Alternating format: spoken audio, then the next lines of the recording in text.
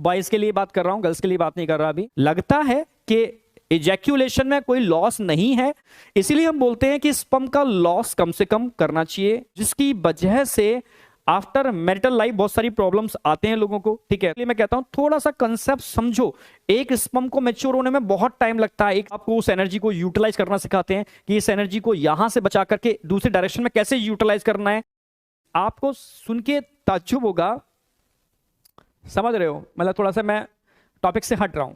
ठीक है, बॉयज के लिए बात कर रहा हूं, गर्ल्स के लिए बात नहीं कर रहा अभी। ठीक है, टॉपिक से हट के बात कर रहा हूं कि एक स्पर्म को कंप्लीट मैच्योर होने में 65 से 75 डेज लगते हैं, कंप्लीट मैच्योर होने में। ठीक है, तभी तो उस जमाने में बच्चों को 6 क्लास से ही गुरुकुल भेजा जाता था, जहां गर्ल्स नहीं होते थे, जहां एक मतलब मैं बहुत तरीके बता रहा हूं, बहुत सही साइंटिफिक, कि उस समय की साइंस कितनी डेवलप थी। बच्चों के सारे सर के बाल उड़ा दिए जाते थे, यानी फैशन का कोई चक्कर नहीं है। चोटी होती थी, फैशन कुछ नहीं रखना है आपको। ठीक है, सिर्फ धोती और वो पहनना है, चोटी रखनी है, कोई बाल नहीं है, कोई फैशन नहीं है, कोई डिस्ट्रिक्शन नहीं है लाइफ में, नो डिस्ट्रिक्शन। ठीक है, गुरुकुल के अंदर आपको मेहनत करनी है, चाहे आप राजा के बेटे हो, चाहे आप ठीक है बहुत लोअर किसी प्रजा के बेटे हो, सबको बराबर का दर्जा मिलना है, सबको मेहनत करनी है। ठीक है, और सबको प्रॉपर तरीके से वहां के रूल्स एंड रेगुलेशन फॉलो करने हैं, जिससे वाकई में उनका मानसिक स्तर बहुत डेवलप हो जाता था। वो ये चीजें जानते ही नहीं थे कि भाई no doubt 6th 7th 8th में उनको ये एजुकेशन नहीं दी जाती थी। जब वो 12th स्टैंडर्ड में पहुंच जाते थे, अंतिम चरण होता था उनका गुरुकुल का, तब उनको कहीं ना कहीं सेक्स से रिलेटेड एजुकेशन दी जाती थी। समझ रहे हो, तब बताया जाता था सेक्स ओनली और ओनली एक न्यू जनरेशन या न्यू, समझ रहे हो ना, ऑफ स्प्रिंग या आगे की जनरेशन को क्रिएट करने के लिए होने वाली एक मैकेनिज्म है।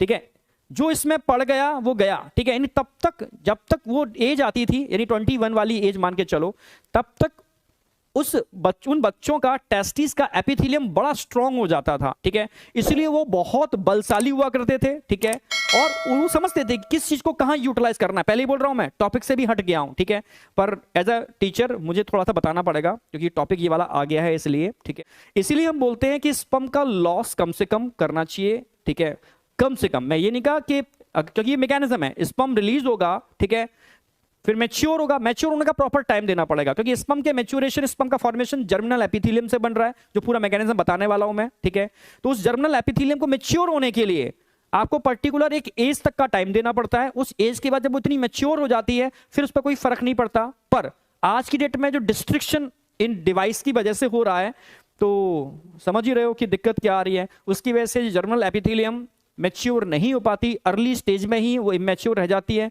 जिसकी वजह से आफ्टर मैरिटल लाइफ बहुत सारी प्रॉब्लम्स आते हैं लोगों को। ठीक है, तो इसलिए मैं कहता हूं थोड़ा सा कंसेप्ट समझो। एक स्पर्म को मैच्योर होने में बहुत टाइम लगता है। एक स्पर्म वो सेल है, वंडर सेल कह सकते हो, जो एक लाइफ को जनरेट करती है। ठीक है, एक जिंदगी को बना रही है। लगता है कि इजैक्यूलेशन में कोई लॉस नहीं है।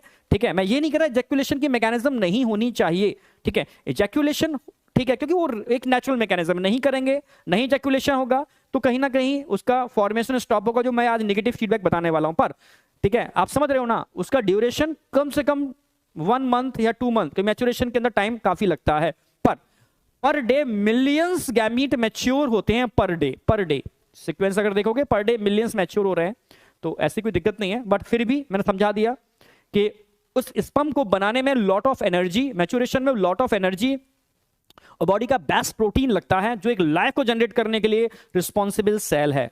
समझ रहे हो ना मेरी बात, तो ये नॉर्मल सेल से हटके है, तो उसका प्रोटेक्शन और उस एनर्जी को अगर हम अलग डायरेक्शन में मोल्ड कर लेते हैं, वो हर किसी के बस की बात नहीं है। उसके लिए तो पूरा का पूरा आपको एक टॉप टीचर्स की रिक्वायरमेंट होती है, जो गुरु टर्म यूज करते हैं। ठीक है, आपको उस एनर्जी को यूटिलाइज करना सिखाते हैं कि इस एनर्जी को यहां से बचा करके दूसरे डायरेक्शन में कैसे यूटिलाइज करना है, ब्रेन के डेवलपमेंट के लिए या अपने, तभी तो कहते हैं जो लोग जुनूनी होते हैं, पागलपन जिनके अंदर होता है, वो इतना पागलपन होता है कि क्योंकि उनको अपने टारगेट के अलावा कुछ और दिमाग में आता ही नहीं है। उनके लाइफ में डिस्ट्रिक्शन टर्म ही नहीं होता, डिप्रेशन वो जानते ही नहीं है, ओनली टारगेट, जुनून पागलपन की तरह टारगेट पर लगे होते हैं। और जो लोग जुनून और पागलपन की तरह टारगेट पर लगे होते हैं, तो उनका बॉडी का सारा एनर्जी एक ही जगह फोकस्ड होता है, और जब एनर्जी एक ही जगह फोकस्ड होता है तो आग लगती ही लगती है। यानी जो लाइफ जीवन देती है वो आग भी लगा सकती है किसी भी डायरेक्शन के अंदर। अगर आपने एक साथ एक जगह फोकस कर दिया उसको। तो मैं वही कह रहा हूं कि यार हमारे अंदर नो डाउट बेटा बहुत असीम एनर्जी है, अगर आपने उस एनर्जी को एक डायरेक्शन में लगा दिया, ठीक है, तो कुछ भी हो सकता है, कुछ भी कर सकते हो आप, नथिंग इम्पॉसिबल। ठीक है, तो समझ में आया।